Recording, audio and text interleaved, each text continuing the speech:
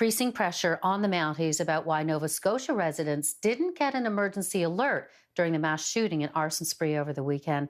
CTV's Michel Boyer is joining us live in Ottawa with some breaking developments. So, yeah, Michel, thanks very much for this. So there has been a lot of criticism and mounting pressure really about who was given what, when, and that there was a tweet and not alert. You've got new information about another kind of alert. What can you tell us about that?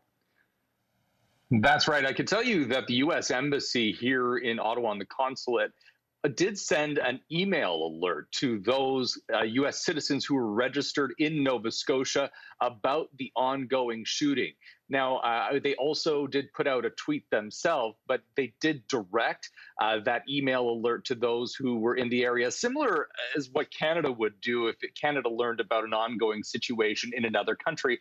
They would send a notice to Canadians registered abroad. I want to show you a tweet that was put out by the U.S. Embassy. They say Nova Scotia, Canada, RCMP are investigating an active shooter event in Portapique.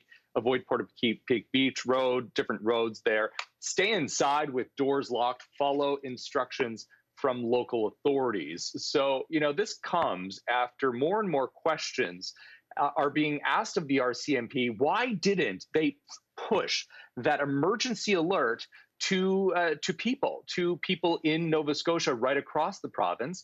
And many are saying that because that alert was not pushed to cell phones, put on TV, on radio, that contributed to the many lives lost. Yeah, and Michelle, a lot of criticism that the only alert really that was put out was on Twitter, and a lot of people saying, we don't even use Twitter. So there was that. So Have Twitter. Mounting pressure, mounting questions, and even Michelle, the Prime Minister, was asked about that today.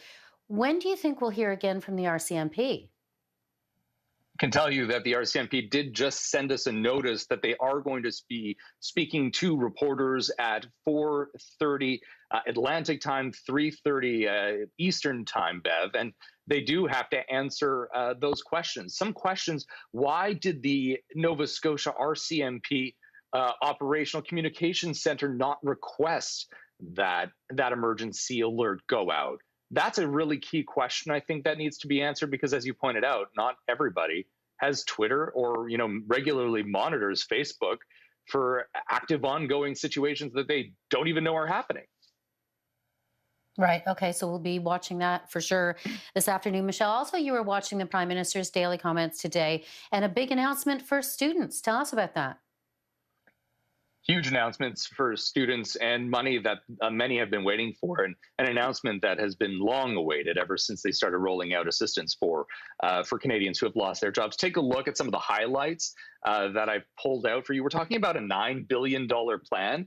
Students will get $1,250 a month, $1,750 a month for students who have dependents or if they're caring for somebody who is ill. That is effective from May to August. And they're also making changes to Canada's student loans program, raising the maximum weekly amount right now at $210 to $350, and that applies for 2020-2021, Bev. Okay.